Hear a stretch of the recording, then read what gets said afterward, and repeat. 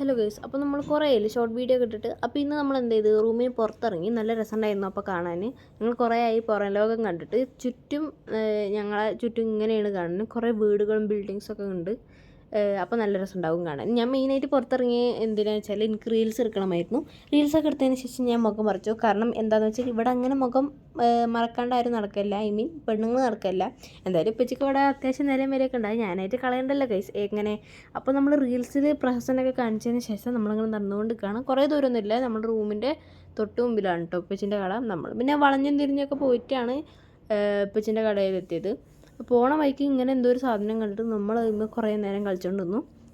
അപ്പോൾ ഈ റെഡ് കടൻ്റെ അപ്പുറത്തുള്ള കടയാണ് ഉപ്പച്ചിൻ്റെ കട. അവിടെ എത്തിയിട്ട് നല്ല രസമുണ്ടായിരുന്നു കാണാൻ.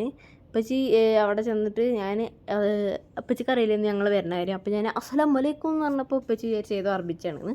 പിന്നെ അവിടെ എത്തിയിട്ട് കിച്ചു അതാണ് ഇത് മറ്റേതാണ് മറിച്ചാണെന്നൊക്കെ കാണിച്ചു തരുന്നു. പിന്നെ ഇതാണ് ഗൈസ് അരി. പിന്നെ അവിടെ നമ്മളെ കടലമുട്ടായും എള്ളുമുട്ടായും ഉണ്ടായിരുന്നു. ഇതാ ഇങ്ങനെയാണ് ഇവിടുത്തെ കടലമുട്ടായി എള്ളുമുട്ടായി ഉള്ളത്. പിന്നെ എൻ്റെ ഒരു പ്രഹസനം കാണിച്ചു തരാം. പിന്നെ എൻ്റെ ഈ തലയിലുള്ള ഗ്ലാസ് എന്താണെന്ന് വെച്ചാൽ എൽവിൻ്റെ ഗ്ലാസ്സാണ് ഗൈസ്. എല്ലാവർക്കും മനസ്സിലായില്ല എൻ്റെ പ്രഹസനമാണെന്ന്. അതേ പ്രഹസനമാണ് ഗൈസ്. പിന്നെ കുറേ പൊടികളൊക്കെ കണ്ടു. കറിക്കുള്ള ഇടാനുള്ള പൊടിയാണെന്ന് തോന്നുന്നു. നമ്മളവിടെ നിന്ന് ചായപ്പൊടി എടുത്തിട്ട് വന്നു.